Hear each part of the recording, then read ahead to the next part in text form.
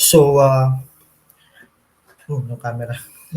so, magandang gabi sa lahat and good morning. Good evening to everyone and GM to everyone who is here. And I couldn't be more excited for this episode. And welcome sa inyong lahat who is here. And welcome to my co-host Chin. Putting him in sa screen. So, Hey Chin, guys, hi Mike. yes, GM sa'yo. Uh, GM. Excited ka na ba for tonight's webcast? yes, so this is our fourth So this is our fourth and our last episode for this year, and we couldn't be more excited and thrilled to have this opportunity for this interview. So medyo grabe nga yung nangyari this year, uh, Yeah, especially definitely. with Twitter and crypto, right, Anshin? Yeah. And to give you guys a background, I'm actually an associate consultant from M-Forces. So if you're familiar with the Play to Earn documentary, NFT Gaming in the Philippines, which launched last May this year, Um, it- for those of you who haven't seen that documentary, it actually covers the stories of people who's living in Cabanatuan City, playing Axie Infinity to put food in the table. So ang dami talagang natulungan ng mga tao just through playing Axie Infinity to survive Mm. the COVID-19 pandemic. So if you haven't seen that, search Play to Earn documentary on YouTube. Yeah. Yeah, so Axie, and kaya nga magandang i-end ang webcast natin for this year with Axie Infinity, the game that started it all, especially for this for Play to Earn. So for tonight's show, we have one special person to interview. So si Jeff, Jiho Zirlin, co-founder of Sky Mavis. So here's what to expect tonight. So we are going to ask Gio about a lot of things, Axie related, scholarships, etc. So but for our viewers tonight, so those are what you expect, and I would like to iterate or that these are the things that we're saying are non-financial advice. So encourage you to do your own research, Yeah. and we encourage you also to comment and share also your insights. So comments, constructive comments, they're all welcome, and we are not going to tolerate any rude comments for this particular show. Yeah, So, definitely. yeah. So, Shane, i-ano mo na yung ating Yeah, uh, so wrap. tonight we have actually a raffle. So we have five winners of 500 SLP each, courtesy of Spracky of Axie University. For those of you who doesn't know what Axie University is, they offer scholarship programs. So Spracky is one of the scholarship managers and co-founders of Axie University, and he's also a part of Gaming Guild Games. Yeah, so you guys comment kayo below, and then you'll get a chance to win 500 SLP each. So, yeah. So, without further ado, let's bring Jiho to the stream. GM Jiho. Hey, Uh, Jiho. Gia Michael and Chin. Yeah. Yeah, nice to have you here, and I think it's very early from where you are. Okay, so we're going to go with GM instead of good mornings and good evening. So yeah. Okay. Yeah. So to kick off the webcast tonight, Jiho, I don't know if you've seen, but this is actually the last webcast for BitPinas this year. Oh, hold on. Oh my God. Wala pa. Okay, that was supposed to be the icebreaker for this webcast. But yeah, I have two questions for you, which Mike, you can already flash that photo. My first question, you've seen this a lot in your timeline, and I think our audience in the BitPinas webcast would actually be thrilled to hear what are your thoughts or if you know this person. So, question is, do you know who Luis Manzano is? I know of him only recently because of the memes. So, you've seen this flooding your timeline and your mentions. My dad, yeah, like I think, yeah, I've seen it. I'm You've aware of seen it. it, you're aware of That's it. too funny because there was like someone posted a picture of him, like, I think like kind of like with a girl or something like Mm, that, and his wife. and then my wife saw it, and she was like alarmed for like 0.1 seconds. So, your wife actually thought that you were with another person. For like only it was for just the an moment. alarming picture, I guess. Right. Okay, so Mike, if you go to the next slide, here are some of the best memes that we found on the timeline. So we just wanted to ask, like, what's your usual reaction when you see this all over your timeline, or if someone mentions you or a friend sends you this picture? Are you like Well, annoyed, or are you just I don't. laughing I'm it not off? annoyed. He's a good looking guy, so it's good to be maybe compared or just uh, to him, I guess. I have actually people always told me since I was pretty young that I look like I could be Oh Pinoy. wow. Actually, I was in the Pinoy club in my university. It was called Kasama. I was actually the Mm. social chair. What? What? So yeah, I made a halo halo. Like I can also show you guys some pictures from back then. But I was in the so I was in the Filipino club. So yeah, it's always I would tried to learn. I don't know. I think like even in university, like 12 years ago, or not, yeah, 12 years ago, I was learning Mm. about Filipino culture. So it's kind of interesting that it became so important. Like also later in my life, I didn't know that that would happen. Yeah, so to give more context into Luis Manzano, he's actually a really popular celebrity here in the Philippines. He's actually a great host and a really funny guy. He actually has, I think, 1 million subscribers on YouTube, if you can see the meme here. So yeah, great to hear that you're not annoyed and you're I actually. think like one of our community members also met him at a spa or something like Oh that. yeah, yeah, I saw I that feel one. like he might now be aware of this. So Yeah. cheers words But yeah, So okay. to yeah, stop. so Gio, so moving into your background. So this is from your LinkedIn, obviously. So can you give us a brief background about your journey into the NFT space and play to earn space? So Mhm. your background, your journey into Sure. crypto. So I have from what I gather is that you are into crypto kitties and very involved there. So what fascinated you also into to NFTs? Sure. So maybe I'll talk. Maybe I'll try to say some stuff that people might not know about me and about my life and my past. Right. So I actually grew up as an only child, and I was always trying to impress my father. My father was really into collecting things. He collected Mm. fossils and insects. So I actually grew up going on adventures with my dad, right, with a butterfly net, like catching different types of insects and trying to get the rarest thing. And my dad actually used to like rear animals, right? Like caterpillars. You get the caterpillar and then you feed it, and over time it becomes a butterfly. So I was always really into biology. Also, like I always played video games. My mom is Korean, so my cousins are Mm. Korean. They were older than me, so they were like trying to get me to play StarCraft, right? So my first thing that I ever did on the internet was I played StarCraft, and I used to play Diablo. Like I used to play Diablo back in the days where if you're using the internet, people cannot call your home, right? It was dial-up, right? Like you're using Yeah. the same landline or whatever, the phone line to access the internet. So that was the first thing that I ever did on the internet. So I think from an early age, I thought, hey, like games can be an accessible way to use an exciting new technology. So that was my childhood, just playing games and collecting insects, basically. And yeah, I went to college and I studied military history. I was always really interested in things like that, like military strategy and economy. I kind of saw it as Mm. similar to like real life StarCraft, right? So yeah, and then yeah, but I wasn't sure what I wanted to do with my life. I never knew that like I could work on a game. Mm, So so yeah, I was kind of lost for a little bit after I graduated. I was recruiting Mm-hmm. people. I was acting as a quant recruiter, and it was basically trying to find the smartest people in the world, right? Physicists, philosophers, and then bring them to work at hedge funds. Right. But uh, yeah, it wasn't fulfilling for me, so I quit, and then I wasn't sure what to do. But I was broke, right? Like I quit my job, but I didn't have any money. So how was I going to survive?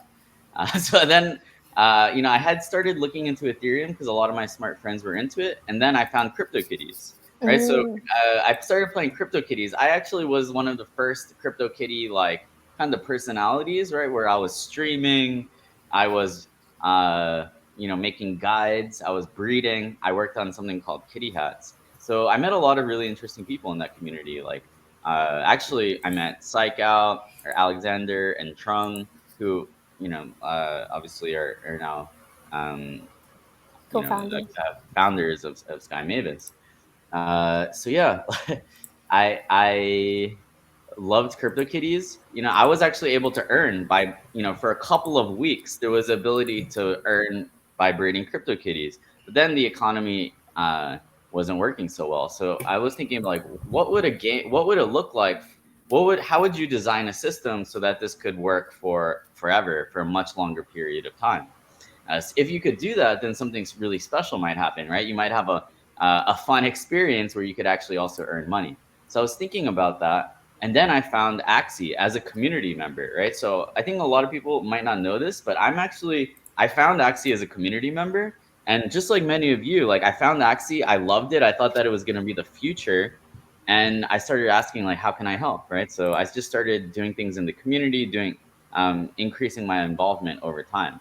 So yeah, that's actually how I got into Axie, right? So I just came as a community member. I bought 3 Axies in March of 2018, and I was like, Mhm. okay, we could do is look at them. So it's like, okay, like how do we get to the next step, right? So yeah. Right. And just to pick up on that thread, I've seen this article of the story of Trong building Axie Mm. Infinity. And not a lot of people know Trong's story, but you actually joined Sky Mavis and Axie Infinity. And if not, I'm not mistaken, you actually went to Vietnam to build Axie and Sky Mavis with him. Like, and can you tell us a story of that moment when you just felt like you were gonna go all in with Axie and join Trong in Vietnam? Yeah, it was like kind of a quick process, but happened in different steps. So Diba? in I think spring of 2018, I was doing community management basically for the Axie Mhm. community for Axie, and then I went to San Francisco to speak at a blockchain gaming conference, and we won an award there. Mhm. After that, it seemed kind of like, okay, like uh, this is something that maybe I was born to do, or this is my life mission, and I started to get really excited. And then Trung invited me to come out to Vietnam. He said that it would be very important that I come to Vietnam and meet the rest of the team and work with everybody there. And I'm someone who I'm flexible in terms of where I live. Mhm. Uh, and yeah, I wanted to go on an adventure. I hadn't really been on an exciting adventure in my life where I felt like, right, this is something that I can, I used to not work too hard in school. Like I was never a good student, even though I went to a good school, but I was never like a really good student. There wasn't something that like I ever like dedicated myself fully to in my life. I felt like I was always like, I always like felt jealous of the founding fathers of America. Like I felt like I wanted to be fighting in a revolution, fighting in some kind of battle that would determine the course of history. And I felt like Axie was finally it. So when I found it, right, like very quickly, like maybe 2 months later, I packed everything up, gave all my stuff to my parents, gave my dog to my parents. I broke up with my girlfriend at the time, and then I moved to Vietnam. So yeah, it was really amazing. And when I met Trung, like I could tell that he was very very smart. I think like I could tell that he was very product minded. That he loved building things. That he was in it for the right reasons. So yeah, like I got a sense that he was a special individual, and by joining him, we'd be able to accomplish great things together. Yeah, so I'm surprised that you started in doing conferences in 2018. So so that means in October 2018 you were here in the Philippines at Game Fest 2018 in Pasay, and that was when I first actually met you. And Mm. well, of course we didn't meet. And I was some seats behind you, and you were on your PC or your computer playing Axie. I think this is the one that is you're seeing now. And I Wow. remember it and very well. And it was really an obscure event. Even also the 2019 event, which I shared earlier on Twitter, like it was really obscure, and at You that can time see that people the are front row, there's nobody sitting in the front row, right? yes, yes. So it was really interesting because at that time people are the builders, so they say, in the space are all into cash in, cash outs, exchanges, digital wallets. And here you are, the people in those two events, you're assembled there and you are into playing games, or you are into building blockchain games. So, and I remember specifically at that time there were questions about how or how long until traditional game companies are going here into this empty space. So I would like to ask, what was it like building during that time, 2018, bear market, the start, and no one wants to believe that this is going to be I mean the majority or doesn't believe that this is going to Yeah. be what it is now. Well, yeah, the bear market was really hard, I think, because we were never sure, right? Like whether this is something that we could work on for the rest of our lives, right? If that makes sense, right? Like it was never really we weren't totally sure that it was gonna work out. We had a lot of faith, though. I will say, like I think that our team, one of the reasons that we've been able to go so far is that we had faith that this technology is very powerful, and that just by being consistent, right? I think every in a lot of things in life, it's not just about being like super genius, but it's also about just being there, right? Early, and working repeatedly, doing the same things day after day, right? So we felt like we're the only ones actually who have been able to dedicate our lives at that moment, to really building what we thought would be the key to unlocking millions of users. So we also, right, like we thought that, hey, like, right, like we always saw the next step, right? Like we were always felt really strong about our roadmap. I think this is a theme with Axie, is like we always have a roadmap to look forward to. So right when times are tough, we always, right, can Mm. see a glimmer of hope in the roadmap. Even now, right? Like the we're going through crypto volatility, right? Like a lot of the people in the community, they're going through like their first hard time during Axie, right? Axie is a normal real economy, so there are going to be fluctuations just like any real economy. This has happened many times over the last 4 years, but during times like this, right, like people are having a hard time. Like I totally empathize with them, uh, but we've always been able to look forward to the future, for right the next catalyst that will help us, uh, both make the game more fun and also kind of balance the economy. So yeah, during those times it was hard. We were in the Discord every day talking to our users. We literally had hundreds of users. A lot of them wanted to quit all the time. They were always saying, I'm gonna sell everything, I'm gonna quit, there's too much, right? Like this, the development is not going fast enough, right? Like a lot of the, right, like the people, some people think that like maybe the veterans or the OGs, which they call them, were like angels or something. Like they like were so supremely confident in this future from the beginning. No, like they actually, like a lot of them like really doubted, had many doubts. And like, but I think like the cool thing is that, right, we were able to form really close bonds with them and build together with them, in the bear market. And yeah, I think like that's really what distinguishes Axie from the rest of the games popping up these days, right? You see many different games pop up and then die, right? Because they have no foundation of the community, right? If you just have people that are coming in for quick gains, right, it just becomes a totally extractive economy and the entire thing collapses. You need people who are there for the long term, people who really understand the long term vision and will kick and scream and fight for the project to survive. So right now, how is it going with the Axie Infinity HQ? I know that you are dispersed right now in different locations. So are you guys hiring more, or what's the focus right now? Especially now that you have some investments from the likes of Animoca brands, for example.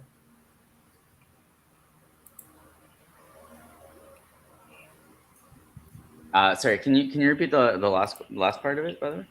So right now you're the Axie Infinity. How is it going in the Axie Infinity headquarters? So Hmm. from what I gather, you are in different locations, and are you guys hiring more? And what's the key focus areas on your hiring, especially now that you have investments in from the likes of Animoca brands, for example?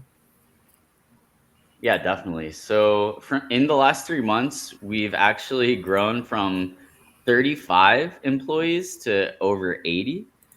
So we're expanding like really, really quickly.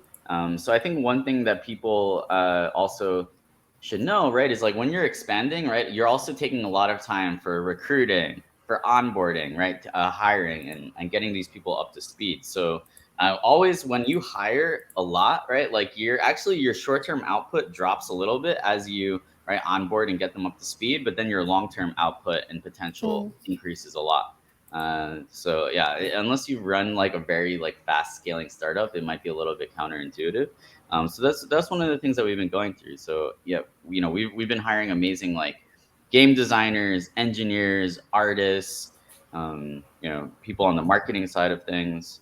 So yeah, it's been really amazing, and I think it's uh, yeah, we have the right people too. It's not just about numbers.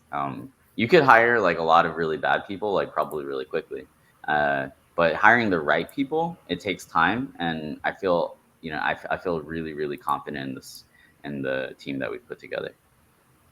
Right. And here in the slide, we're showing like the daily active users of Axie Infinity from 2020 up to now 2021. And from April of this year, we've seen this in the Axie growth data spreadsheet that you guys have Mm, shared to your community. You have 38K daily active users from April. And then now, December, you have over 2.4 million daily active users, if I'm not mistaken. mm. um with that exponential growth, like what are the challenges in terms of building a blockchain game? Because I don't think a lot of people recognize that creating blockchain games are will take a long time as compared to, like, traditional games wherein you can easily hire and there's a lot of game developers. But blockchain game is such a niche industry and it's just starting its year. So what are the challenges that you guys have faced? Sure. So building a fun game, an incredibly fun game, that's super hard. Building a blockchain game and all the infrastructure, that's potentially even harder, right? Because like we're actually the only people that have actually done it and put it all together. So yeah, we're basically solving two incredibly hard problems at once, Mm-hmm. and right, that's also what makes it really gratifying, and also I think like uh, makes it so that it's hard to compete with us because right, like, you need to make a really fun game, and you need to also have like an amazing community, and you also have to have right amazing infrastructure. So we're the only ones that have been able to do that all together. But yeah, it is really hard, and we're doing things that have never been done before. This is kind of all a big experiment, and right, there is no playbook. We're building the playbook as we go, and others are learning from us, and we're learning from ourselves. Only we're the ones that can actually learn from ourselves the most, because a lot of people also, they don't know like what's going on behind the scenes, and a lot of those learnings. So in some cases, so yeah, it's been an incredible challenge, but I think that's what we're all people who want to do the hardest thing possible. And I think that's like a lot of our personality is right, trying to solve incredibly complex problems. So from the stats here, like 2.4 million users, and I take it that half of these, or more than half, or 40% are in the Philippines. So your thoughts on play to earn community here in the country? Did you ever think that it's going to be the P2E capital even before 2020? In when I was there in 2019, I thought that something special was happening in the Philippines. Because people were asking, like, so I have my notes from that day, that I was at the meetup in blockchain space, right? So I said that the sentiment was quite good. People were engaged, and I think they found the Luna leaks interesting. We used to call the Axis token Luna, Mm. but Yeah. then right. So during the panel, 80% of the questions were directed at me, and Gabby and Matt used Axie as an example in almost all of their answers. People were coming up to me asking for selfies afterward. That never happened before. So, so yeah, like I think like we also like Philippines is always a great test market for games. right? So it's typically kind of chock full of early adopters for both social networks, and it's a great network. It's a great market to trying to try out new games. So yeah, we always thought that it would be a really important market. I mean, that's one of the reasons I went there, right? I went to the Philippines 2 or 3 times, right? I've never been to. There are a lot of places that I've never been, even once. So. What do you think is the turning point in Axie history?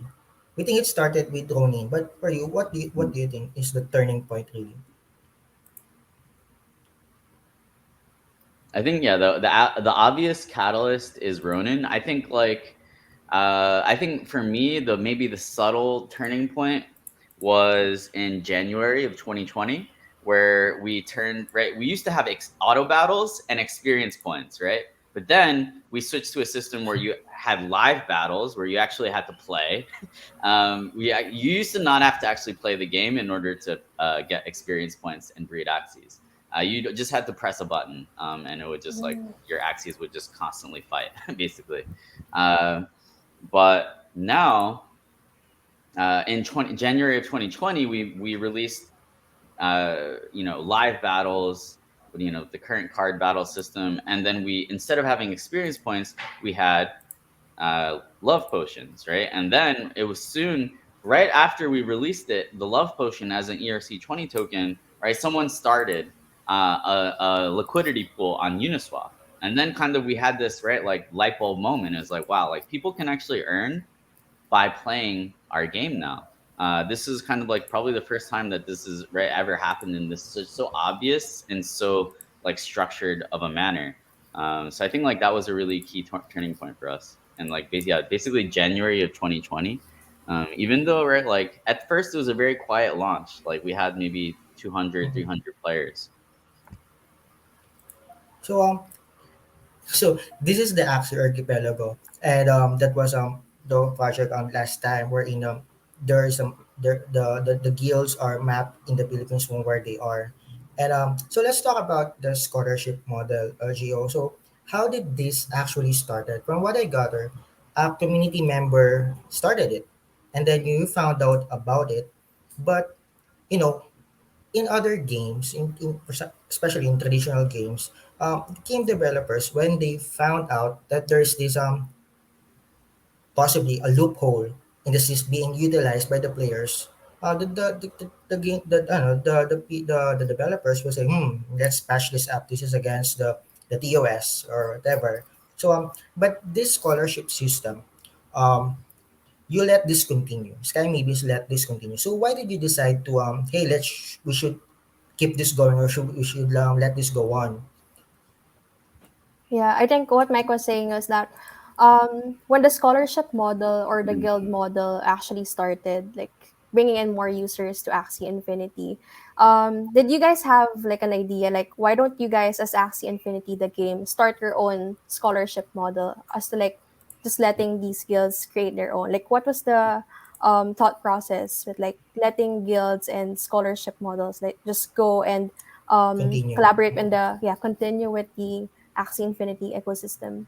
Sure. I mean, this is a community driven game. This is a community owned game. So it's natural that different efforts would come kind of naturally from the community. I think that right, it would be good to have our own dashboard for administering and managing scholars, straight from our own site. But things like yeah, the software development takes a really long time. So the time between us deciding to build something and actually it coming out, it can be years in many cases. So that's just a right. That's just a that's just a reality of software development. So we really would love to have a much simpler process for giving out scholarships. Like for example, the scholarship model is living inside the Axie apps. That what you're saying? Yeah, yeah, yeah.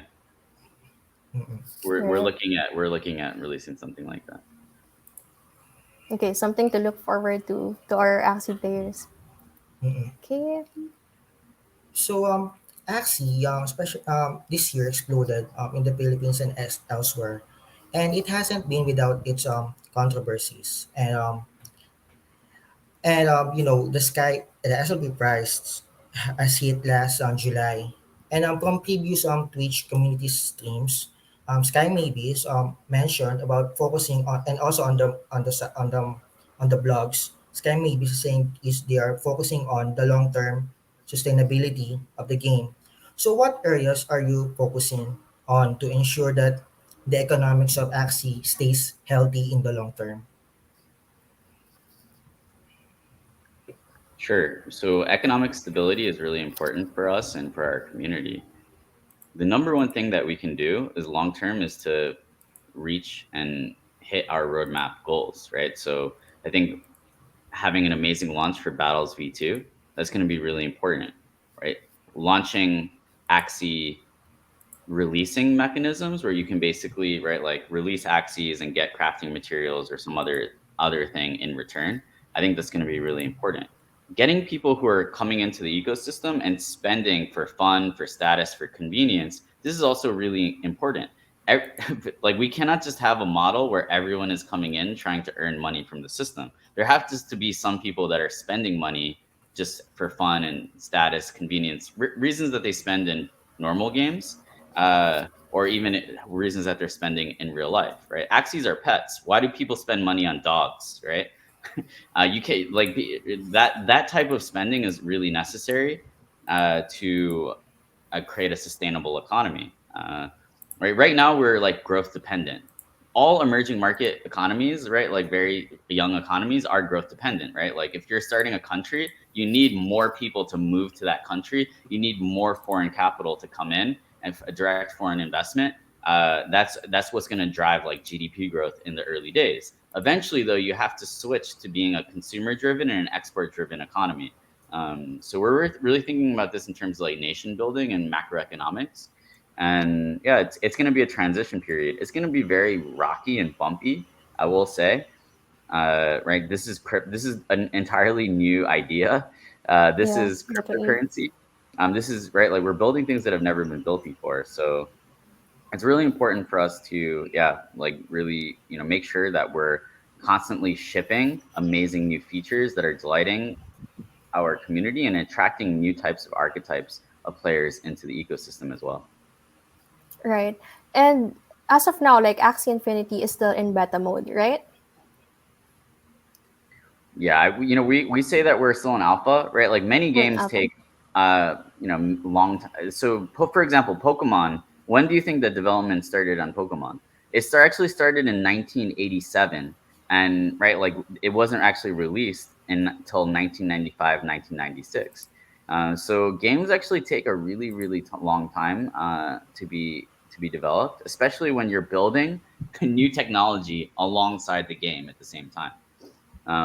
But yeah, like the awesome thing is we should be able to build like gameplay features much quicker, right? The current game that we have that you're playing, that was built by 8 people. We now have 80 people. So imagine what, right, like 10x uh, capacity can accomplish. Right. That makes so much sense with like Pokemon being developed like years and years before it actually like reached this peak, or a lot of players actually use the game and actually develop it into more fun and engaging games. So now we're moving into the raffle part of our segment. We actually have two winners for this particular slide. Mike, do you wanna flash Yeah, in the hold random on. generator Mhm. for the winners? So yeah, So we're giving away so we're 500 giving away SLP. 500 SOP. And can you see the slide? Um, can you see Hold the on. screen? Yep. Okay, so the first winner is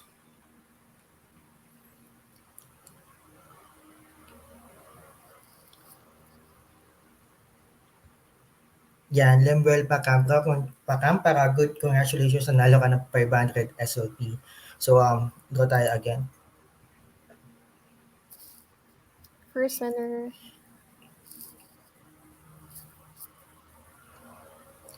Rick Paderes, nanalo ka ng 500 SLP. Salamat kay Spracky and PM mo kami after the show. So, wala na naman tayo nung sound. But, yeah, Yeah. let's go back and sharing again.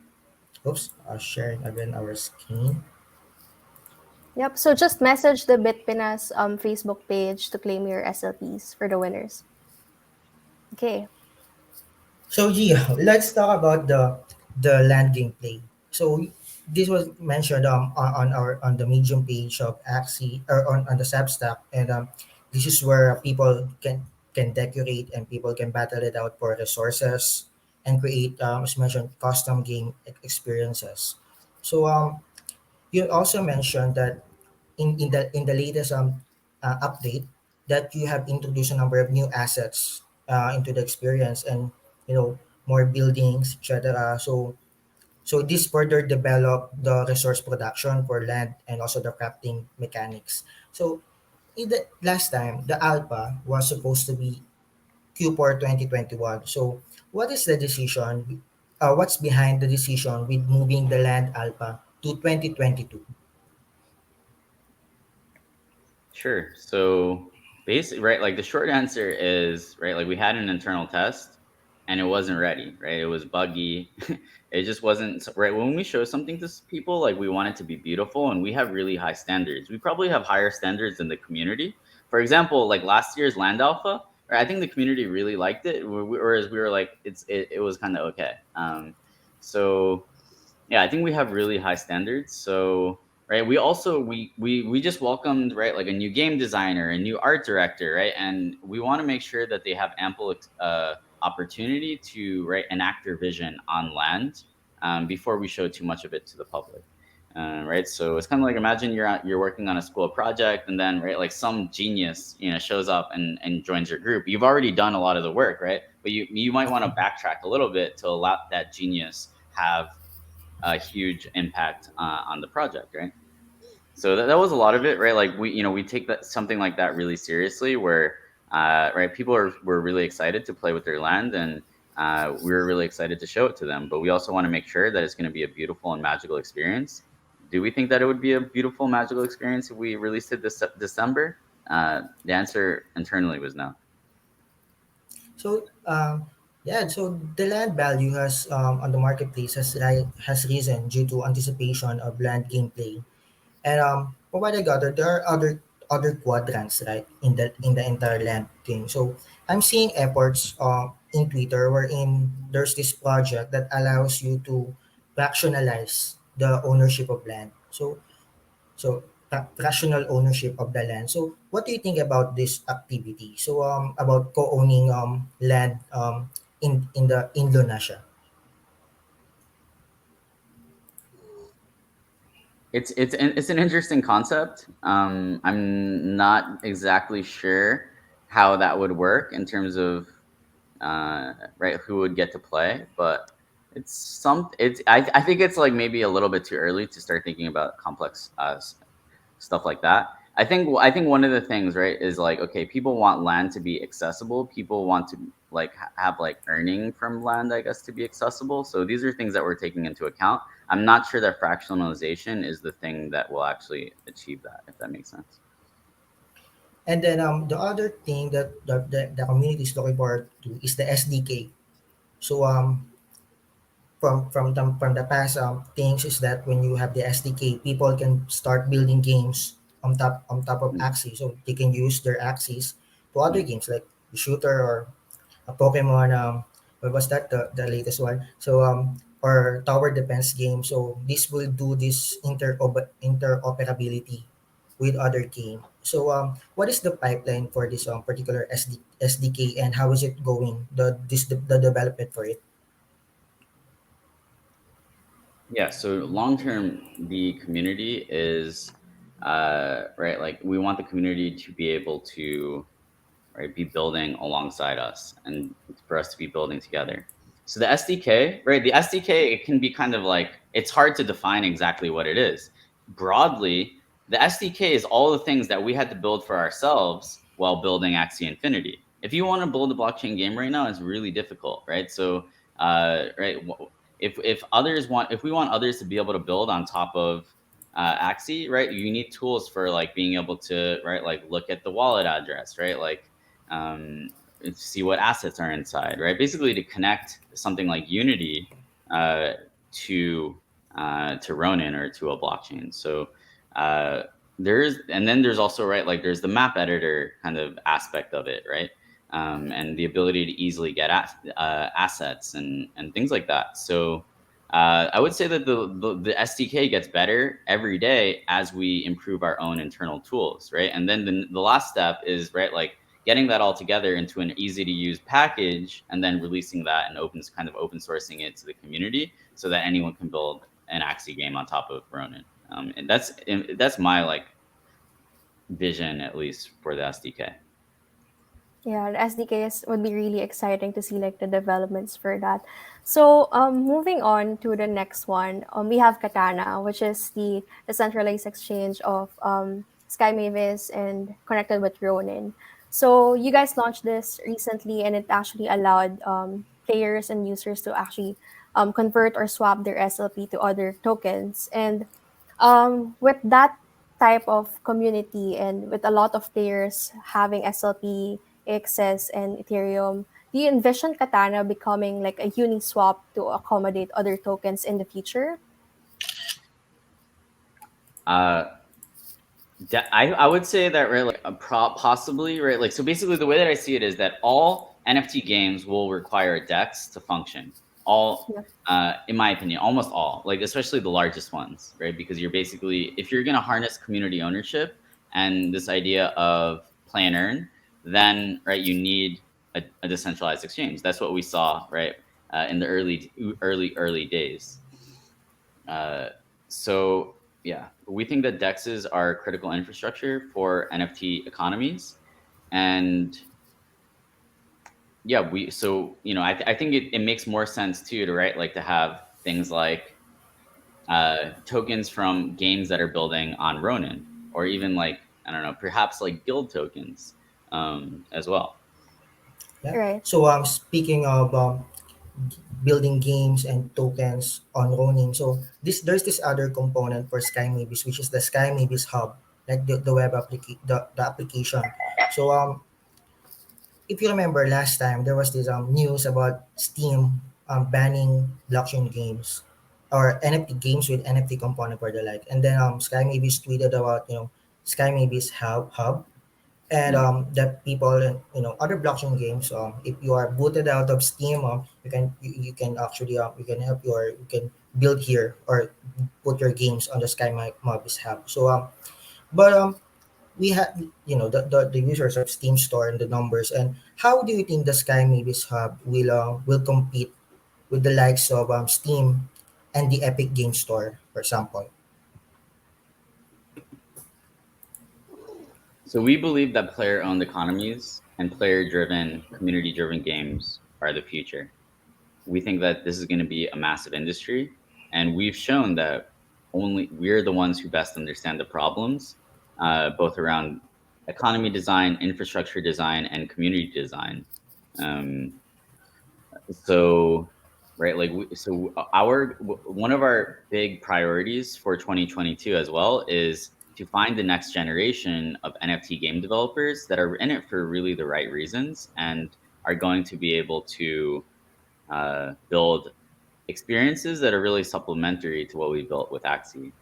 So yeah, we I think like we're going to approach it slowly, because if a bad actor or bad game comes onto Ronin, right, we have the ability to choose the next king, right? Everyone's talking about the next Axie. The reality is that the next Axie will be chosen by Sky Mavis and the Axie community, and it's natural that, right, like, the next successful blockchain game, we believe, will also be on Ronin.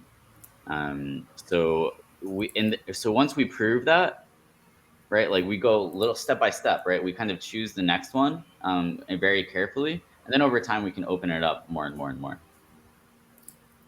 Yeah, and that is gonna be integrated with Katana and Ronin as well, right? Like how you're envisioning the whole ecosystem, the Sky Mavis ecosystem. All right. Definitely, yeah. Okay. So moving on to the next topic, it's the Axie and the Metaverse meet Physical Nation. So Mm. back in August, you guys tweeted about Axie working with Physical Nations. And you guys wanted to empower more gamers, and we've seen this from the earnings within Axie Infinity being used in real life. So recently, for sure, you've known about this. The Philippines was had a really devastating typhoon called Odette, and we can see that donations were actually coming in from crypto gamers and crypto whales and other guilds and organizations just to help out the community. And Mike, can you flash the next slide? um, we can actually see like people donating from 9 SLP up to like thousands and hundreds of thousands. Like people just helping out each other during these really tough time. And Mm. I know that you also donated 10 ETH in donation to these fund reliefs and efforts. So is this the type of does this demonstrate actually what you meant by Axie working with physical nations, like having that real world value being contributed from digital nations to real life? It's definitely becoming really clear that Axie is far more than a game, and that it's something that can have a real world impact.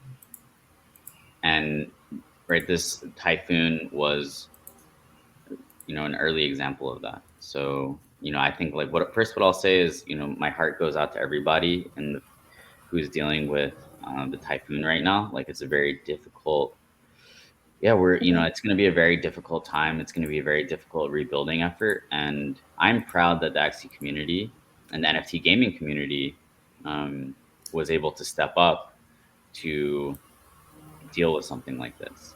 Right? Yeah. Like in the future, to be honest, like we have to rely on governments a lot less in the future. There's this. I did my thesis in college on sovereign debt crisis. Right? We're actually going into sovereign debt crisis. In the future, we won't be able to rely on what we think of as governments for aid. They're going broke. Like that's that's basically why crypto. That's the long term thesis on crypto is that like sovereign nations, sovereign governments are having a debt crisis, which is leading to massive money printing and strange behavior. So in the future, we're going to have to figure out like who are the people that we can rely on, and I think a lot of it is going to be about grassroots internet communities. All right, that makes so much So, sense. mm, and I would like to flash to some particular screen wherein, uh, if you remember this, Shane, that there's this donation drives like for the crypto Yeah. community, and I saw this one notable charity that they were able to raise 3 million pesos, and then there's crypto organizations that have raised I think uh, it is around like 31 million in one Yeah. week. And so I guess this is more into the transparency and of the blockchain, and in yung fast Yeah, transfer of this money. so yeah, just to discuss this one, so Jiho, you can see like there's a lot of relief and fundraising efforts from the crypto community, not just in Axie, but in like in the whole play to earn games and Web3 communities. So we actually saw that the power of community in these games and these online communities, they're actually paying it forward to help out other Filipinos, or even from other guilds abroad, overseas, or other games. They're actually donating and like keeping the community tight together. And that's really something amazing to see, because with the power of blockchain, the speed of the transactions in here, you're not working with banks or um, hierarchy of institutions that would need to approve certain amounts just to get it transferred. So I think that's what's happening here. And you mentioned, Mike, Yield Guild actually raised around 31 million in 7 days. So that's just really an amazing thing to see. And because they're using the blockchain, you can see the transparency of people donating the amount, and they're actually posting where the donations are going in a spreadsheet across, because that actually embodies the core or the characteristics of the blockchain. So yeah, really spectacular and amazing to see, especially with people also using Ronin to donate. Hello. Yep. Hmm. Okay, I thought my connection was cut off. But yeah, really, really amazing. And if you guys want to donate, Mike actually has an article that lists down different organizations who are actually pooling funds to donate to the people who were affected by Typhoon Odette. So yeah.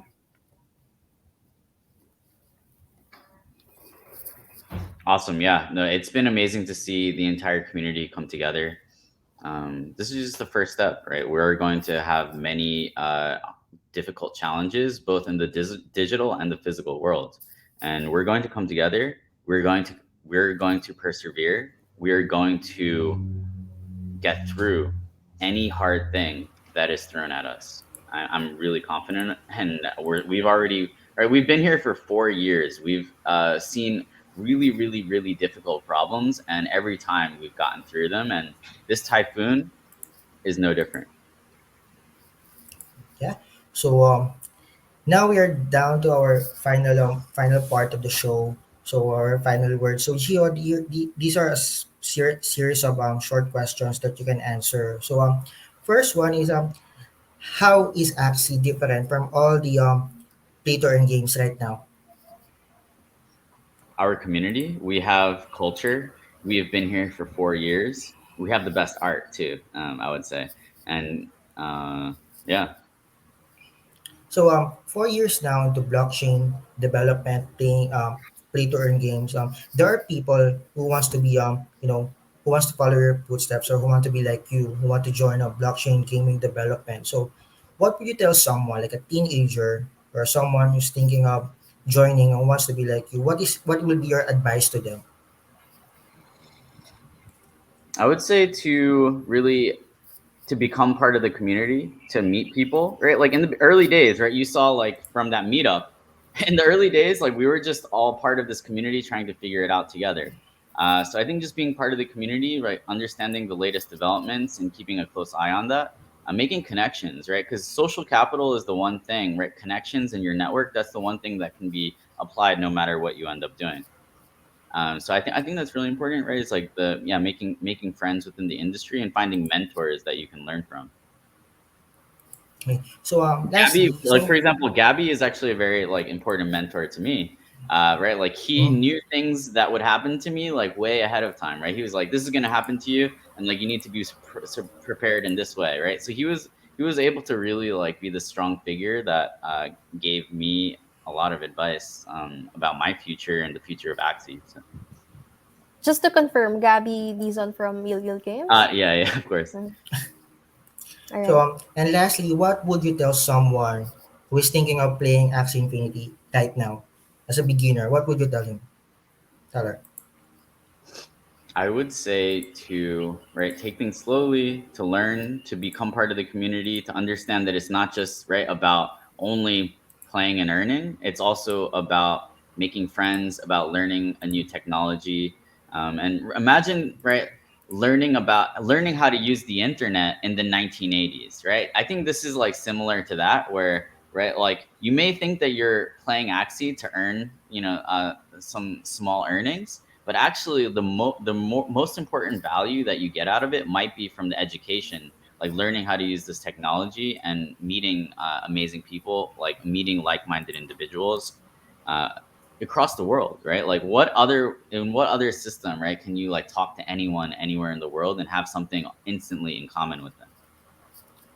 Yeah, and Thank just you, to pick Gio. up from what you said about like community and learning, like people who have been playing Axie Infinity and actually started using Katana or learning about liquidity pools and DeFi, it actually like really empowered them to learn much about this emerging technology that they wouldn't have like encountered if they weren't playing a blockchain game, right? So that the concept of like that community and learning and education really goes a long way with this ecosystem. Okay. Um, Jiho, just to end the Alex. webcast, yeah, you mentioned you actually tweeted this yesterday. Like it's a good time You're for a looking leak. for leaks. And you were looking for Yeah, leaks earlier on Twitter. yeah. So my question is, will the viewers of BitPinas, the audience now, will they be the first ones to hear about this particular leak? Is there uh, is there is one. If the there leak. All is right, so what one. I'll say is like the leaks that I was looking at are related to land. Yeah. The leaks that I was looking at yesterday are related to land. Mm. So Yeah, Okay. we hope to show them to the community like pretty soon. Like hopefully, right, rather than weeks, maybe sooner than that. So Okay. You've heard that, narinig yung may leaks tayo for land game, for land in the coming days or weeks. So hopefully, so we'll also check like with Gio. one of my goals for 2022 is to visit the Philippines. So. Oh, yeah, Yeah. something Mm. like an Axie meetup or something. I Do you hope remember? things get If, better. if you Apparently, we remember the might need a meetup, stadium. We might need a stadium for Axie meetup. That's what I yeah. heard. Circling back to the 2018, 2019 meetup, like there were empty seats, so I don't think that's possible now. So we might need a Extra stadium or seats. something. Yes, extra seats of people standing. So yeah, thank you very much, Jiho, for your time. Yeah. And I will just do this final raffle. Hold on. Mm. So So we now we don't have have, um, yeah, three three winners winners. of 500 SLP, and we don't have the drums again, but this is it. The giveaway tool. Can you see the screen? There. Yeah, we can see it now. Yeah. So Arik was the one who Rick, won earlier. So who won earlier, right? So we are going to Yeah, draw again. draw again. I hope I can see their comments dun sa ano, on this one. So Jocelyn Santa Maria Hernandez, you won 500 SLP courtesy of Spraki of Axie University. So just PM us after this show. And then the fourth one,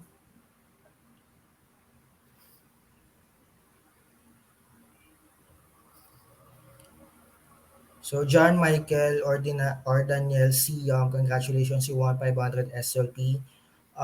Next to Spracky, and just PM us after the show. And then last,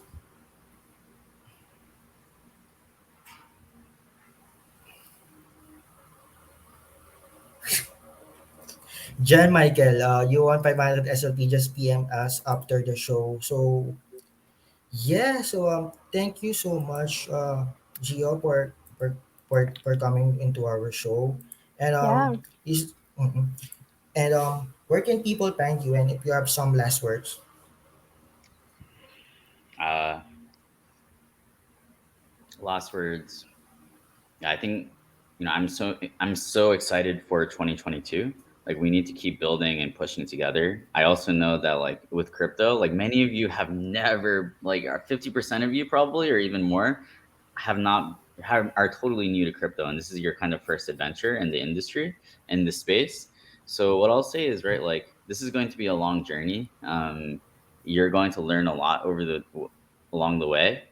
Just be careful. Don't make any risky financial decisions as well. Like, just be very careful because this is new technology as well. So let's just take this one step at a time. Let's keep building. Right. It's important to just keep every day, right? Doing the same thing over and over and over. Like if you get 1% better every single day, then that's eventually going to compound, right? So we cannot be thinking like in terms of like, oh, things are going to get better, right? In our lives, in crypto, in Axie, like very quickly, right? That type of thinking is just, it doesn't work. That's the reality of life. Like what you have to do is think about getting like a little bit better every single day, building towards something amazing and being patient, being a long-term thinker, and yeah, that's one of my challenges for all of you in 2022 is to think about like how can I become better, 1% better each day. I'm going to focus on that. The Sky Mavis team is going to focus on that, right? Like building a little bit, getting a little bit better each day. And I promise if we do that, then we're going to do amazing things together. Yes, then thank you so much, Gio. And I think our audience knows where to find you on Twitter, Gios_Axie. And thank you very much, Chin. Where can people find you? Yeah, people can follow me on Twitter at Chinny. So that's the wise. Again, thank you so much, Jiho, for agreeing to do this final BitPinas webcast with us. What a way to We end had, this year. Mm. yeah. All right. Thank you so much. And I hope the audience actually enjoyed watching and hearing from Jiho. All right. Mm. Thank you so much, Merry Jiho. Christmas. Merry Bye Christmas. bye.